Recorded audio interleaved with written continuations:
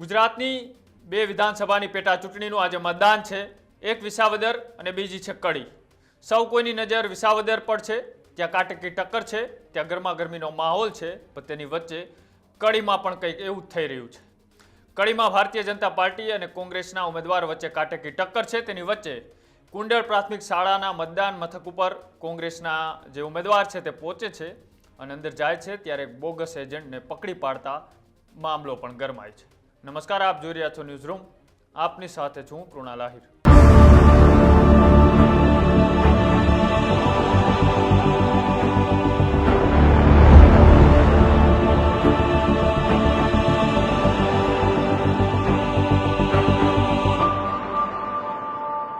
જે રીતના આજે સવારે વહેલી સવારથી જ બંને વિધાનસભાની પેટા ચૂંટણી માટે મતદાન થઈ રહ્યું છે, તો વિસાવદરમાં પણ માહોલ એટલો ગરમાયેલો છે। શાંતિપૂર્ણ માહોલની અંદર મતદાન થાય તે માટે પ્રશાસન અને પોલીસ વિભાગ ખડે પગે છે।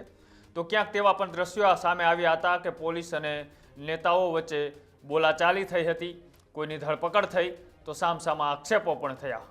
વિસાવદરમાં કાટેકી ટક્કર આમ આદમી પાર્ટીના ગોપાલ ઇટાલિયા અને ભારતીય જનતા પાર્ટીના કિરીટ પટેલ વચ્ચે સીધી ટક્કર છે। અને સામે વાત કરવામાં આવે તો કડીમાં પણ ત્રિપાખીયો જંગ છે।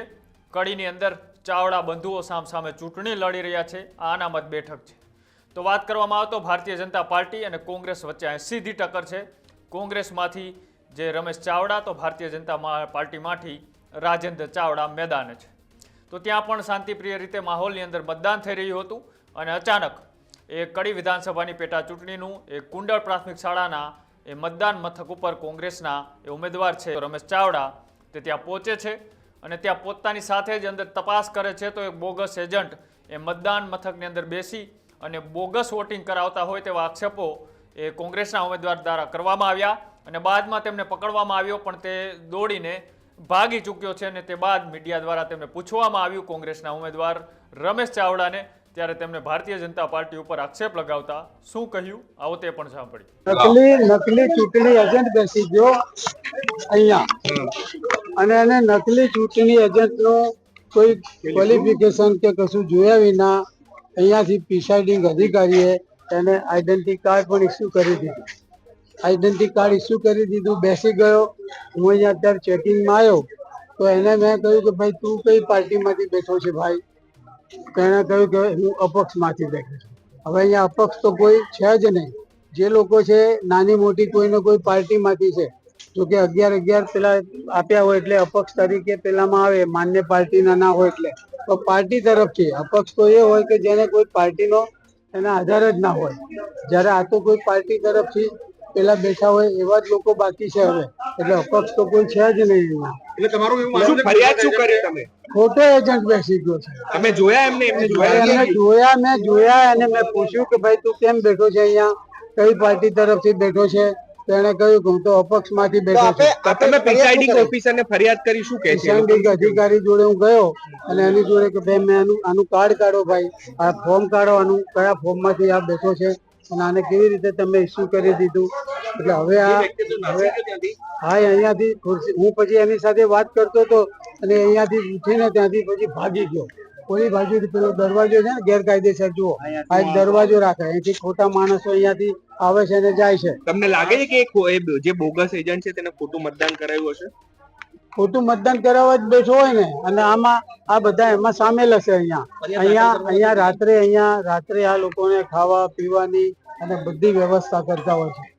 આ બૂથ ઉપર કુંડાળ એ અમારું કડીનું મોટામાં મોટું અને ખરાબમાં ખોટામાં ખોટું બૂથ છે। અહીંયા સૌથી વધારે ખોટું અહીંયા થાય છે। રમેશભાઈ, આ મુદ્દે તમે ચૂંટણી પંચને ફરિયાદ કરો છો? ચૂંટણી પંચને ફરિયાદ કરીએ છીએ, બધાને કરીએ છીએ, પણ બધા અહીંયા સરકારની સીધી તાલમેલમાં છે અને સરકારની તાલમેલમાં હોવાના કારણે અહીંયા કોઈ આ લોકો ઉપર એક્શન લેતું છે નહીં। એટલે હું આમની સામે ફરિયાદ દાખલ કરીને હું આ મેટર હાઈકોર્ટની મેટર બનાવવા જઉં છું।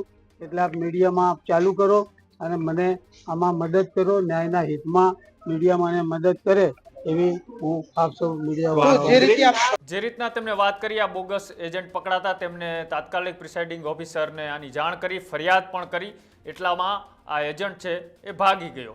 પણ હવે વાત કરવામાં આવે કડીની અંદર પણ જે કાટેકી ટક્કર છે ત્યાં પણ ત્રિપાખીયો જંગ છે, પણ ત્યાં ભારતીય જનતા પાર્ટીના રાજેન્દ્ર ચાવડા અને સામે કોંગ્રેસમાંથી રમેશ ચાવડા વચ્ચે સીધી ટક્કર છે.